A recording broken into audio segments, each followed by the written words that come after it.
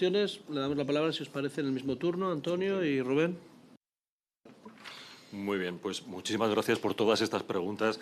No pensamos que fuera que hubiera tanto debate, pero lo celebro. Eso significa que hay interés y, sobre todo, controversia. Muchas de las controversias y las dudas que existen son dudas más que razonables que, gracias a la experiencia de Plain, de esos 30 años y ser una organización mundial, ya hemos vivido, ya nos han contado otros expertos cómo lo han vivido bueno, y celebro que lo estemos viviendo ahora aquí también.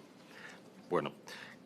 Hay muchas preguntas, voy a intentar ir respondiendo a todas, pero hay una transversal, que es precisamente el título de un libro de Germán Jair Arenas, que es profesor, doctor en Derecho en la Universidad de Alcalá de Henares, y es uno de los más reconocidos miembros de Plain, experto en el lenguaje claro, específicamente en Derecho. Y su libro se llama Nadie cumple una ley que no comprende. Y eso es el punto crítico. La ciudadanía puede que tenga leyes, estamos sometidos a ellos, pero si no lo comprendes es muy difícil de saber qué estás haciendo y qué no estás haciendo.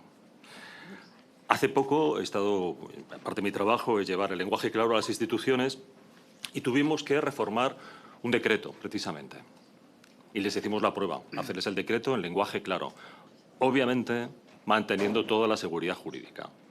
Insisto, desde el 2011, con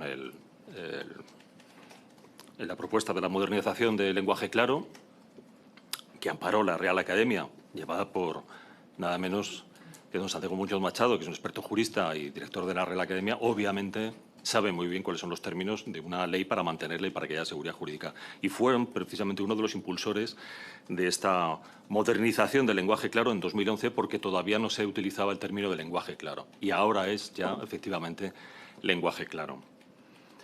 Bueno, cuando he tenido que reformar un decreto y hacer esa prueba, ¿qué es una prueba? El lenguaje claro no es una imposición de manos y esto se arregla automáticamente. Se hace una prueba, lo llamamos prototipo y se pone a prueba para que se compruebe que haya seguridad jurídica, que no hemos tocado algún término que no se puede tocar o que hay que aclarar algún momento pero que hay que mantenerlo, pero sobre todo que las personas que lo van a recibir lo puedan comprender. Nosotros cuando hicimos esa reforma, lo que nos dijo un jurista fue: no me reconozco. Y para mí me parece un punto crítico. Cuando dice una persona no me reconozco en el decreto que he redactado, es que está pensando en su escritura. Eso significa que no comprende el lenguaje claro. No está escribiendo para él. Tiene que estar escribiendo para las personas que lo van a leer. Y ese es el gran cambio de punto de vista, es el gran cambio cultural que significa el lenguaje claro. No se escribe para lucirlo. Si una persona está redactando un decreto, obviamente sabe y por eso está en este lugar. Cuando tengo que formar y preparar a grupos de funcionarios, no trato de enseñarles a redactar porque ya saben redactar, sino tienen que cambiar ese punto de vista, pensar en la ciudadanía, porque si no, insisto, nadie va a cumplir una ley que no comprende, nadie va a saber responder un documento que nos envía cualquier administración. Nadie sabe muy bien qué pasa en el Congreso si no entendemos qué está pasando. Ese es el punto principal. Y con eso creo, por mi parte, yo creo que intento responder a todos. Hay seguridad jurídica. De hecho, las normas ISO, la segunda parte de las normas ISO, tratan sobre el lenguaje legal, lenguaje jurídico, legal y administrativo. Y habla precisamente de que siempre tiene que existir la seguridad jurídica, las garantías legales de ese documento. Pero lo que pretende también es que haya dos capas de información. Una, que nada más ver el documento, la persona a la que se dirige este documento lo pueda comprender, pueda hacer un mapa del documento, comprenderlo, y después de ello lo que sí que puede hacer es ver que hay más información debajo. Hay una segunda capa que precisamente los especialistas van a detectar rápidamente. Tanto en lenguaje jurídico como en cualquier otro lenguaje especializado, lo que estamos viviendo no es nada nuevo. Por una parte, los publicistas ya lo sabían hace muchísimos años. Tienes que adaptar el mensaje a su público. Es una lección que podemos extraer de los publicistas, lo sabían muy bien, y nosotros hemos aprendido de ellos. La divulgación científica es exactamente hablar en lenguaje claro, que ha sido denostada por otros científicos que decían, bueno, es que tú te dedicas a hablar de cositas simples. Dicen, no está hablando de cositas simples.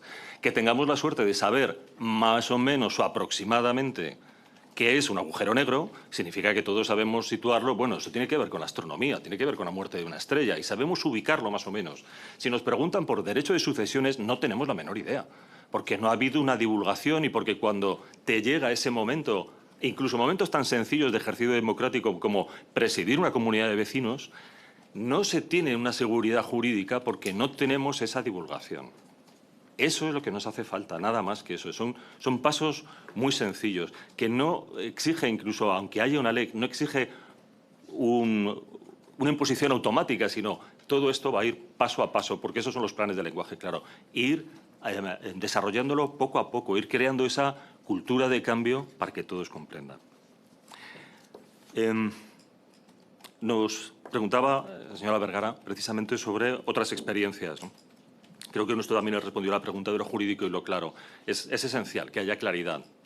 Y las normas ISO, que ya no solamente una ley, sino que son unas normas ISO, especifican que el lenguaje jurídico tiene que ser claro y que la experiencia en España precisamente ha salido también del área jurídica. O sea, hay muchísimo interés y han sido los primeros en insistir en que haya lenguaje claro.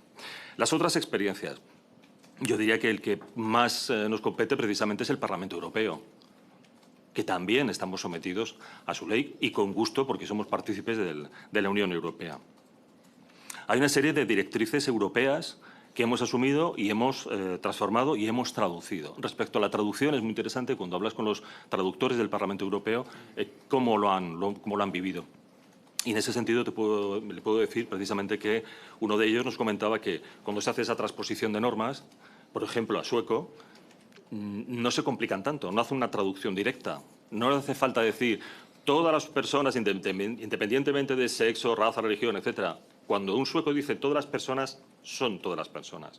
O sea, se puede hacer esa transposición y se puede hacer esa traducción. El Parlamento Europeo está tan interesado en el lenguaje claro que, de hecho, su Dirección General de Traducción, desde noviembre del año pasado, se llama Dirección General de Traducción y Lenguaje Claro, porque el Parlamento Europeo va por todas. Desde el 2009, después de las medidas que aparecieron para salir de la gran recesión, ya han lanzado directrices y muchísimas ayudas para salir en aquel momento de aquella crisis, como las que aparecieron después de las de resiliencia. Uno de los objetivos era la adaptación de los procesos administrativos. Porque precisamente si teníamos que competir, y seguimos compitiendo con Estados Unidos, si el gobierno federal de Estados Unidos da ayudas a las empresas norteamericanas, es un flujo rápido. Si la Unión Europea da ayudas a empresas y al desarrollo, el flujo es mucho más complejo, porque hay un problema precisamente de comunicación. Y por eso se especificaba, tanto en el 2009 como en el 2021, que era necesario una adaptación de la burocracia para que fuera mucho más eficaz. Y ahí entraba también el lenguaje claro. Siempre ha estado pendiente el lenguaje claro. Lo hemos llamado de muchas maneras, pero por lo menos en España desde 2017 se ha adquirido el término lenguaje claro para hablar de esta vía para facilitar la comprensión. Así que sí, hay mucho interés. Hay otros parlamentos, desde luego, preguntan también por cómo era en Latinoamérica. Podría enlazar también con el portavoz de PSOE también. Creo que nos preguntaba por otros no nos preguntaste, perdona, precisamente, ¿no?, con la relación. Sí, el señor Vergara. Cómo combinarlo también con el Senado, con las autonómicas y con otros. Bueno, las autonomías van más rápidas. Hay planes, como está en este plano, que ya han desarrollado planes de lenguaje claro en muchos aspectos. Igual que otras administraciones, el Tribunal de Cuentas ya ha empezado. Entonces, ¿qué están haciendo? Mejorar el protocolo de comunicación. Están intentando que precisamente sus señorías puedan comprender mucho mejor lo que quieren, que el Tribunal de Cuentas quieren que sepan. Y les están ayudando. Y el cambio viene de ellos también. El cambio en las autonomías también se está produciendo, paso a paso, pero se está logrando. O sea, que sí que se está consiguiendo. En Latinoamérica pues hay muchísimas. Desde el Congreso de Diputados de México, con quien tuve el placer también de darles una charla de divulgación de lenguaje claro, como sabemos perfectamente que hay en otros sitios, ¿no? O sea, que no me quiero enredar mucho más con esto, pero vamos, de todas las preguntas yo creo que he intentado responder a la mayor parte. Supongo que, Rubén, tienes más. Sí. La accesibilidad y la transparencia también, pero bueno, el otro tema. Rubén. Muy bien. Muchas gracias, señorías, por los comentarios, el análisis y